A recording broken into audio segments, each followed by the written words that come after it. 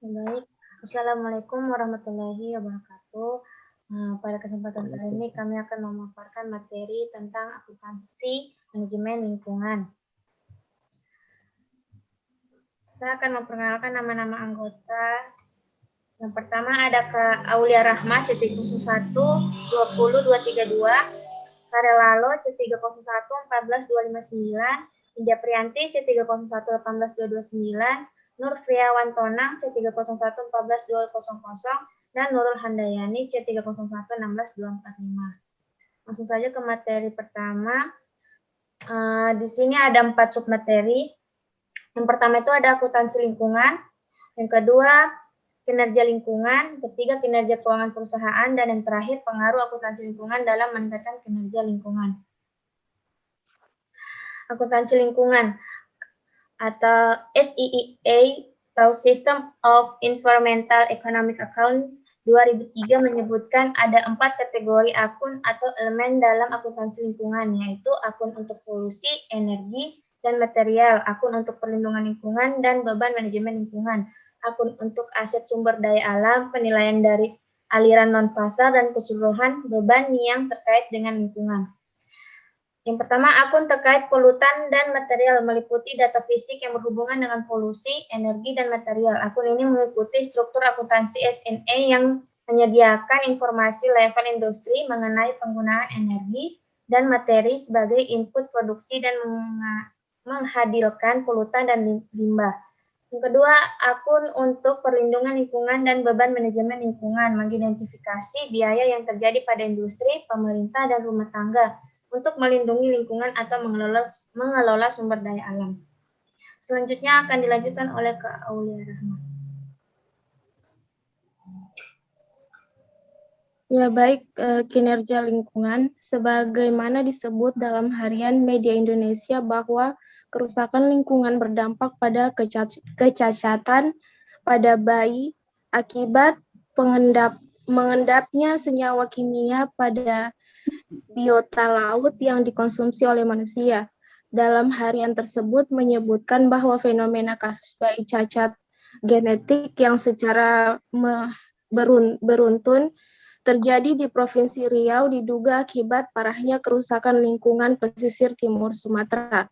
Kondisi itu berdampak terhadap penduduk sekitar yang diduga terkontaminasi limbah kimia berat berbahaya atau B3, arsenik yang bermerkuri yang dihasilkan industri pertambangan dan limbah buangan kapal di industri di Selat Malaka.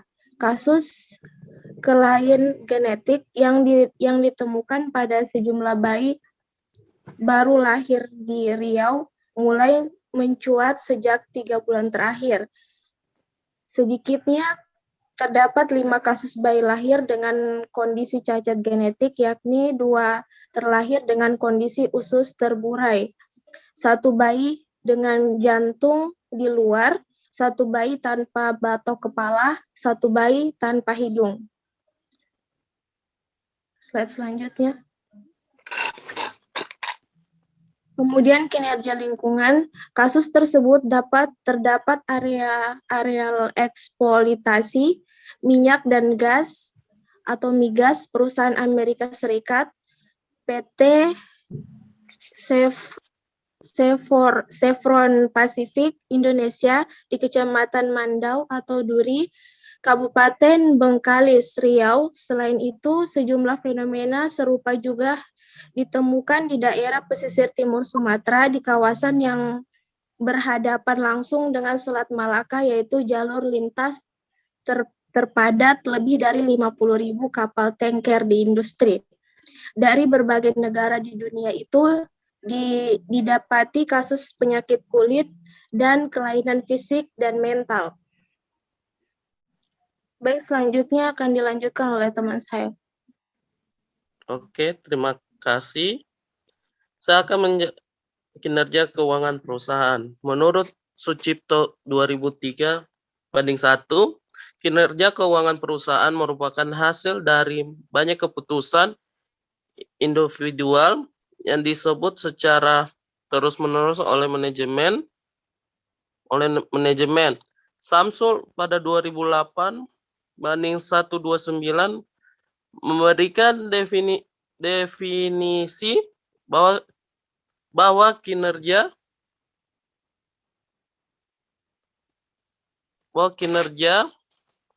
perusahaan merupakan hasil akhir dari proses manajemen selama suatu periode ke periode yang lain.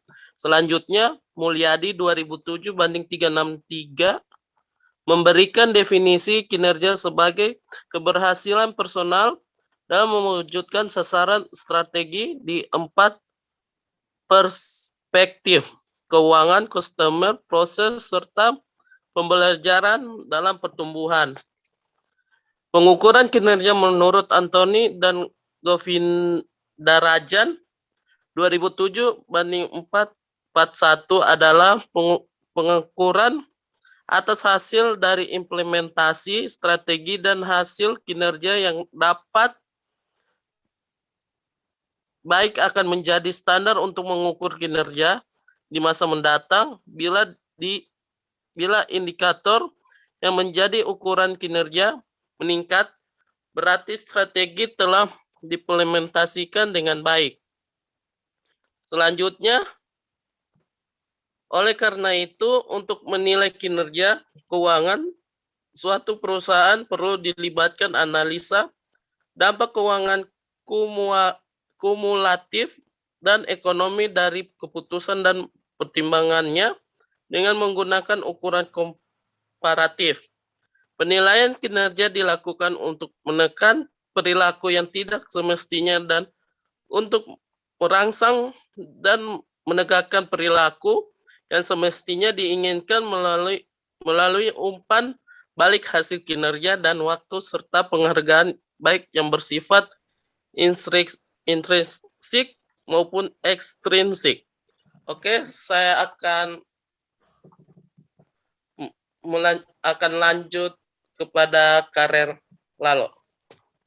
Ya, terima kasih atas kesempatannya. Di sini saya akan menjelaskan pengaruh akuntansi lingkungan dalam meningkatkan kinerja lingkungan. Green accounting umumnya diterapkan oleh perusahaan yang memiliki perhatian dan minat terhadap kelestarian lingkungan, kebersinambungan efektivitas lingkungan, efisiensi lingkungan, dan menerapkannya secara langsung dengan banyak sarana pemasaran dalam manajemen strategi. Melalui penerapan green accounting, maka diharapkan lingkungan akan terjaga kelestariannya. Karena dalam menerapkan green accounting, maka perusahaan akan secara sukarela mematuhi kebijakan pemerintah di mana perusahaan tersebut menjalankan bisnisnya. Melalui aktivitas penanaman pohon tersebut, maka dampak positif terkait dengan kinerja lingkungan diantaranya adalah: 1. Dengan menanam pohon, maka edukasi mengenai kecintaan lingkungan dapat tertanam pada diri anak, di mana kecintaan terhadap lingkungan harus ditanamkan sejak dini. Perayaan Hari Anak oleh Indofood di sekolah yang berwujud penanaman pohon merupakan salah satu pendidikan terhadap kecintaan lingkungan tersebut. 2. Pohon yang ditanam nantinya akan bermanfaat bagi warga, karena selain menghasilkan buah yang dapat dikonsumsi, pohon tersebut juga berguna sebagai peneduh, apalagi di sekitar sekolah tidak terdapat pepohonan.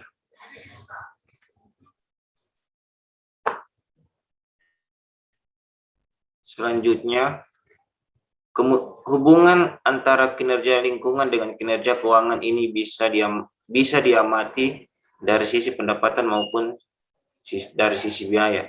Dari sisi pendapatan, maka dapat dijelaskan bahwa preferensi konsumen terhadap produk yang berorientasi konsumen memungkinkan perusahaan tersebut untuk menikmati diferensiasi pasar, keunggulan pesaing, dan konsumen memiliki kecenderungan untuk bersedia membayar harga yang mahal untuk produk yang berorientasi lingkungan.